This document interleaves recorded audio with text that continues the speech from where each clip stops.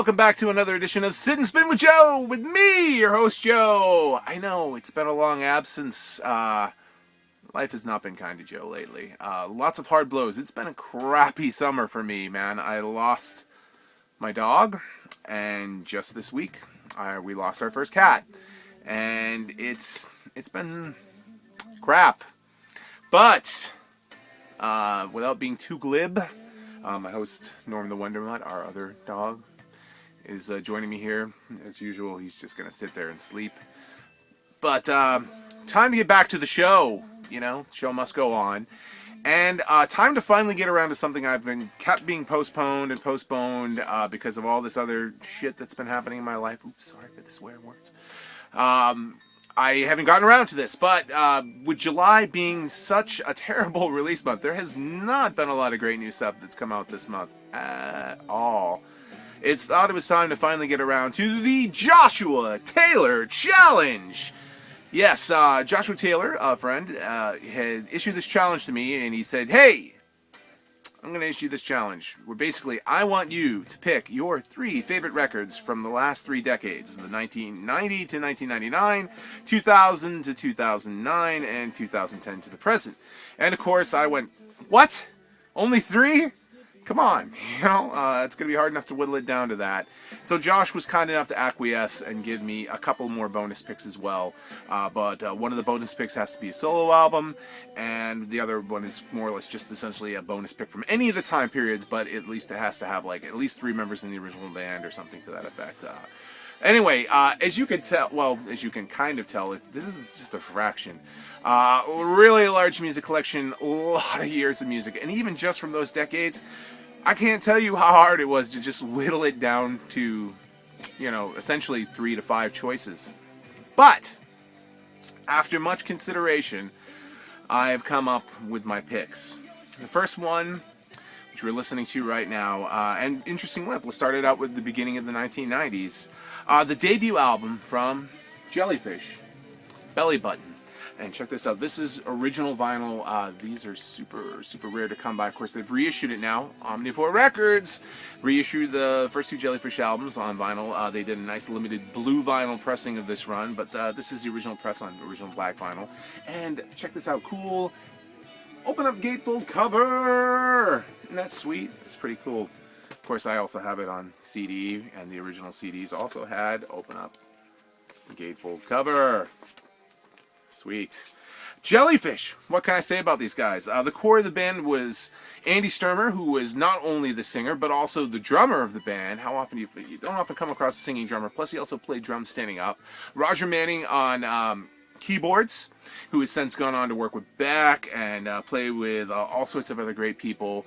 Roger's brother, and God, I've forgotten. Chris Manning playing bass, and Jason Faulkner on guitar, who's also gone on off and had himself a great little solo career as a solo artist.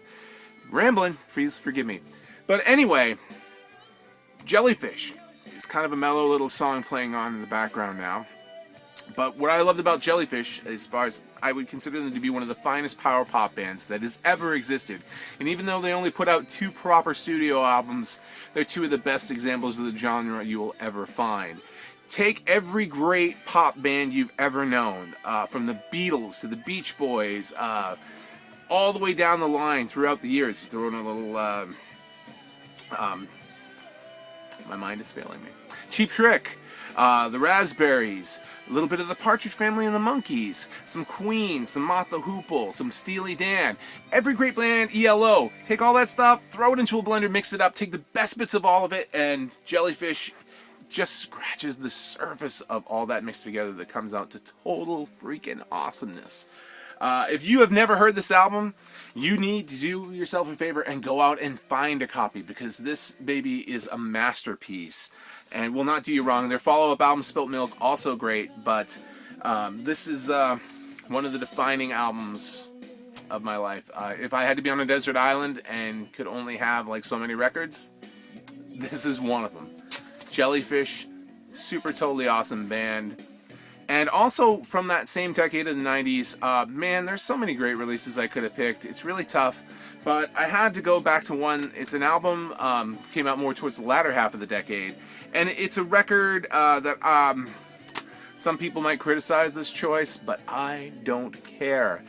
It's a record that I come back to time and time and time and time again, and just great from start to finish. Like all great albums, it takes you on a journey.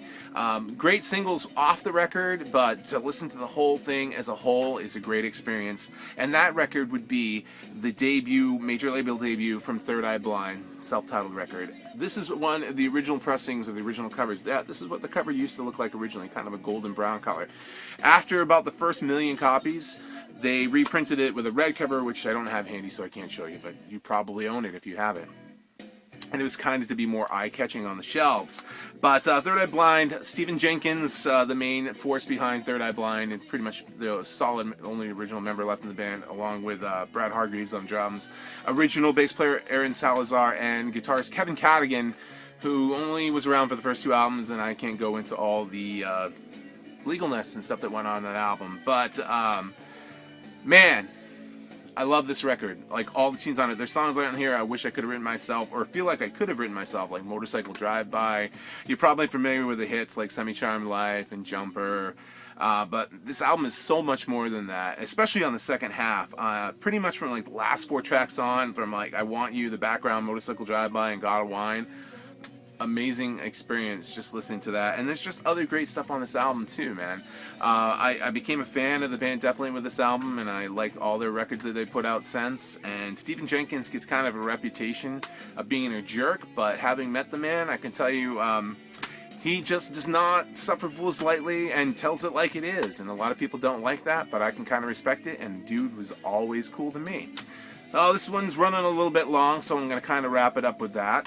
But while we're on this, think about this little topic yourself and see what answers you come up with, and post them back in the comments, replies on this. I'm interested to hear what some of you guys would pick as your favorite records from the last decade.